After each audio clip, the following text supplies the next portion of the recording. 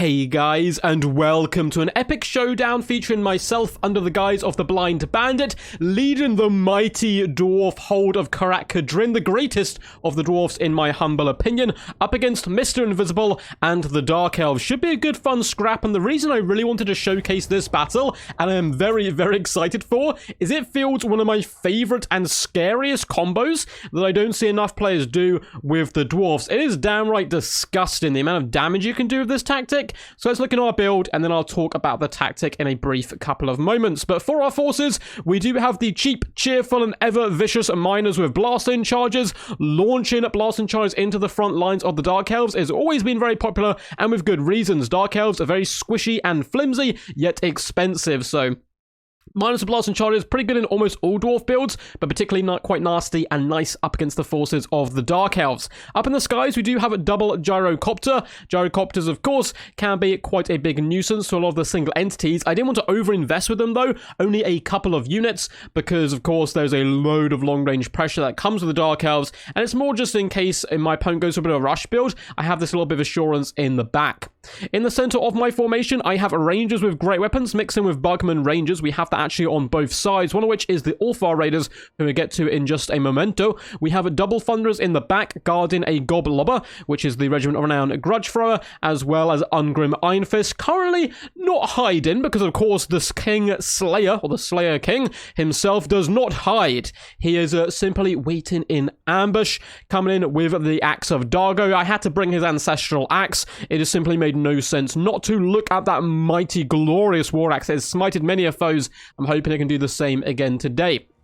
But the real special combo comes with these two regiments of renown. So we have the Norglin Ironbreakers, well known for being one of the best ROR for the dwarfs in the game. Very powerful, such good durability, and some really nasty blasting charges. Now, what can make blasting charges even more nasty, of course, is the Ulthar Raiders coming in with the Marked by Ulthar. Now, blasting charges are technically a range weapon, and this hex lowers armor by 30. Remember, blasting charges don't have good AP, so that's really useful, but it also goes in negative 20% missile resistance plus negative 24 missile parry. That is a load of debuffs you can combine with the Ironbreakers to destroy elite units, but likewise characters. I'm really excited to showcase what it does today. For the forces of the Dark Elves, we do have some Dark Riders lurking over in the trees in the distance, and on the left hand side we have some Shades of Great Swords, certainly not a bad pick. And then the main front line is just, well, apart from 1 year Blackheart Corsairs, is pretty dreary. It's just bleakswords all the way along, backed up though by darkshards with shields. They're going to bring that nice long-range AP. Bucket ton of harpies in the sky as well, being led here by the Crows of Cain, the regiment of renown. And down on the ground, we have a glorious supreme sorceress of shadows, looking pretty damn horrifying, honestly, with the purple eyes and undead horse. Certainly the undead horse isn't really doing it for me. Coming in here with a mighty pendulum. That's it. So going relatively cheap on the caster. Not a bad idea because dwarf cannons and so forth do have relatively decent sniping potential on enemy characters. But likewise as well, with a caster, you only really need the damage spell there against the dwarves to bring the pain. Allows you to go a little bit wider, bring more elements to your build. So you can see a few of the goblins are probably not having their best day of their lives. They get launched towards the enemy and exploding great puffs of blood and messy water there. We do start assassinating some of the darkshards though, and that's really what I'm all about. I'm going to be driving forward with some gyrocopters. I'm either trying to bait the harpies in, though my opponent wants to leave them in reserve, it seems, for now. Wait for the main battle line to actually move up in case I have any sneaky traps. And I want to bait the harpies in to my rangers, who of course are currently invisible, or stop the darkshards from moving, slow down the advance, and just buy more and more time for my goblobber to really bring the pain, because I needed to kill a lot of these darkshards. I don't have huge answers for them today. We do see the Shades get in position on the right. I do not see them. However, I have spotted the Dark Riders moving around the left-hand side. Not this second unit, though, so my opponent kind of dribbling in the units is quite an interesting approach, because it did catch me off guard when the second unit was revealed a little bit later on. The gyrocopters once again do push forward, and you can see these two darkshards are just hanging back away from the majority of their build, which is quite useful for me. And we've done some pretty decent damage, though we do take some return fire. Bit of a slip up on my micro there with the gyrocopter, which is now going to be moving over to assassinate the Dark Riders. Now the front lines are about to get underway. The miners pushing forward. I want the fight to happen as far away from the goblobber as physically possible, and in come those blasting charges, doing some lovely damage here in the front. Darkshards are starting to rain in some shots, but this is where things are going to get really, really interesting. So we can do a nice little slow-mo. You can see gyrocopters burning in the sky, starting to go down.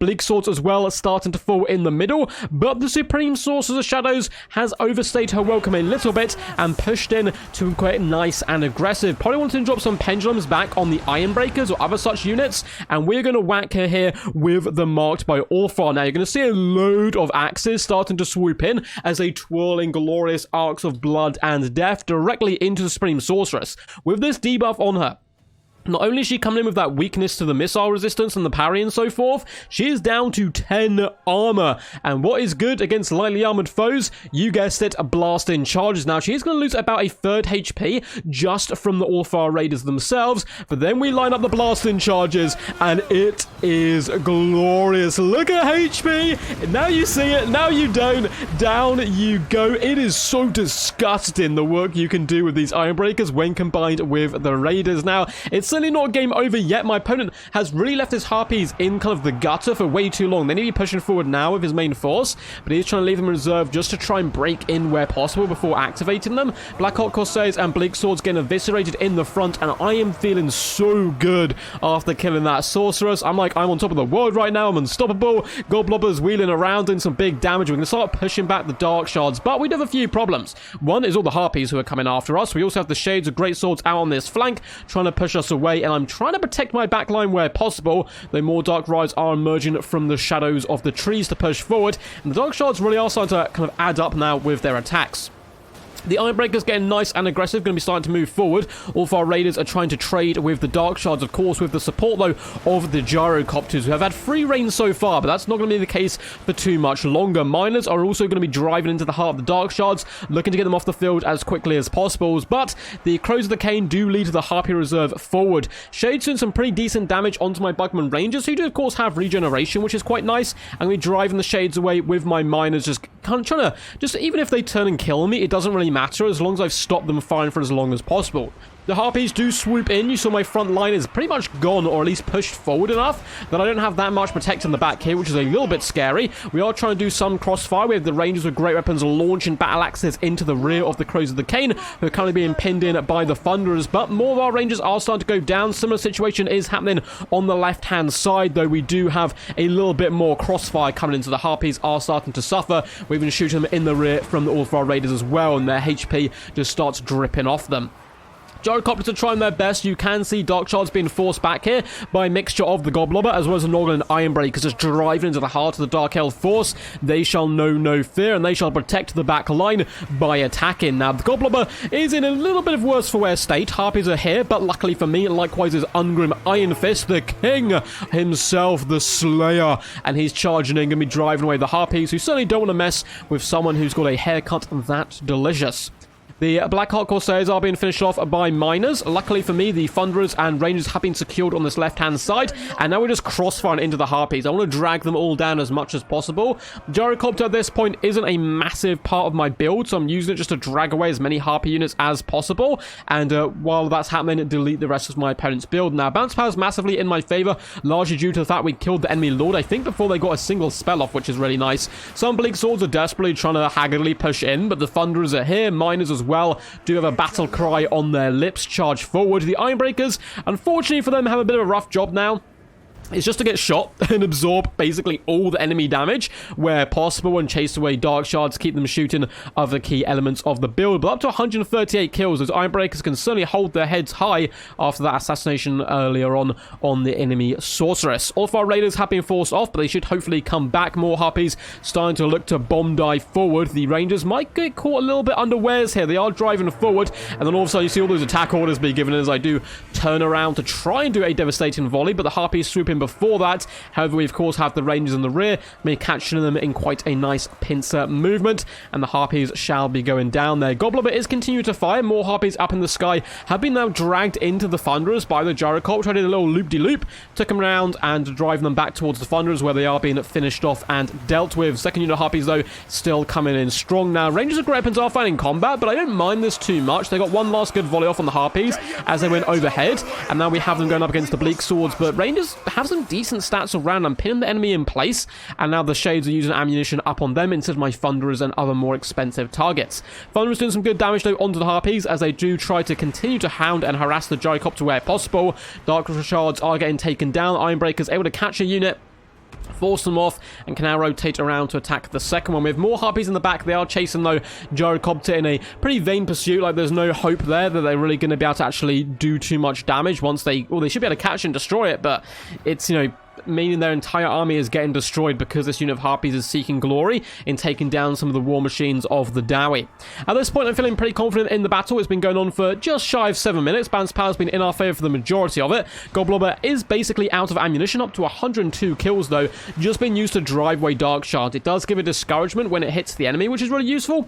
And now you can see the gyrocopters getting in there and doing a cheeky little bit of poke on the crows of the cane as well. So it looks like my opponent was unable to shut down the goblobber, which is still alive, although it is no longer active and firing. 110 kills certainly isn't a bad job. Thunderers seem to be moving up into melee because they, I don't know, they just really want to get into a scrap, I guess, against the bleakswords, who are going to be driving up now that they have dispatched the miners down here on the low ground, as well as the rangers, with the help, though, of the great swords. Luckily, we have ungrim ironfist, who's going to be charging in, pushing through that front line, and just slamming down on the enemy. Big overhanded strikes, and a glorious toil decapitating 2 elves per strike. Another song shall be added to ungrim ironfist as he wields the axe of Dargo into battle. At this point, it's basically a clearing up job. I'm going to be pushing in on these shades of great swords, looking to finish them off, just driving my force forward and doing a cheeky little bombing run while I still can, which does some pretty surprisingly nice damage, and then we're going to rear attack them to pin them in place and allow the rest of my force to overwhelm the enemy. Very well played to my opponent, Mr. Blankety Blank, but, you know, at the end of the day, what can men do against such a reckless dwarf play? And it is such a fun combo. I really recommend trying this out, of combining the ulthar raiders with the Noglin Ironbreakers, because you can do the same with the Ekron miners as well. I just love the Ironbreakers too much, and between them, they got 670 damage value and 1,595, but just with a snap of their fingers, one little debuff, and a glorious arc of blasting charges going forward, you can kill an enemy general just like that. Now, this was a sorceress. She's certainly not the most sturdy, and she certainly doesn't have the best armor, but it is still a viable tactic against more tanky foes. Particularly with that debuff, you can do some really nice damage. Once again, well played to my opponent, but alas, you know, what can you do in the end against the dwarfs? Hope you guys enjoyed this one. I'll delve into the kills, damage dealt, damage value, and all that good stuff in just a second. But if you guys enjoyed this video, make sure to leave a like, make sure to subscribe as well, and comment down below what you thought of the battle. Bucket ton of links in the description: Twitch, Patreon, Discord, where you can submit replays and get involved in live streams, tournaments, and all that cool stuff. Load of awesome stuff going on. We've got over 800 people in there now, so why not join us? But on to the battle. So, Ungrim Ironfist, 17 kills, 130 damage value, but barely a scratch on him. His main job was just to defend that Goblob, and he did that rather successfully. Was very healthy in the end, which helped balance the power, and also he would have been a bit of a powerhouse in the latter stages if need be. Now, the miners, 45, 35, 21, 50, and 27 kills apiece. Damage value, 550. 350, 298, 485, and 467. But more importantly, they broke the enemy front line, and that's their job here. Just kill the enemy chaff. Just get off the battlefield, and then you can push forward aggressively into the darkshards if need be. Noglin Ironbreakers, the ultimate assassin, question mark, 165 kills, 10k damage dealt, just shy of 1.6k damage value. The Great Weapon Rangers got 62 kills and 846 damage value, being enjoying using Rangers quite a bit recently, the Bugman ones in particular. Thunderers got 78 and 42 kills with 876 and 597 damage value. Ulthar Raiders we've been over before, but 670 value on them. 589 and 245 on the Rangers, one of them unfortunately getting shut down by the enemy shades early on. The gyrocopters, only 297 and 779 damage value, was a little bit of a risky pick, I must admit. I wouldn't normally advise bringing them up against the Dark Elves, but I was, you never know, my opponent might go for a full Witch Elf Hageneth Executioner rush. It's certainly been done before, and that would have been rather nice if that indeed had happened. 1,030 damage value and 110 kills on the Goblobber allow me to sit back and shoot and kind of pick the fights as well as you can with the dwarfs.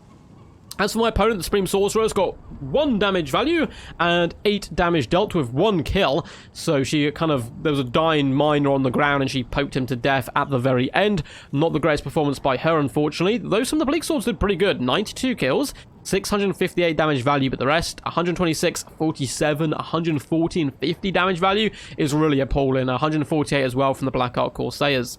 And the Darkshards got 580, 400, 740, 926, and 856 damage value. Certainly not too shabby, with the Shades being a bit of a standout for my opponent with 69 kills, just vibing, having a good time, 1,276 damage value. Dark Rise unfortunately got focused down, and Harpies were way too late to the party. If they'd actually pushed with the main army, it would have been way messier, like way, way messier, I think, of an actual fight, though we were in a good position in the latter stages regardless. 170 value, 380, 120, 293, and 268 on them. Fighting kind of separated from the build, but nice comeback by my opponent despite losing the Lord early on. Still put up a really good scrap.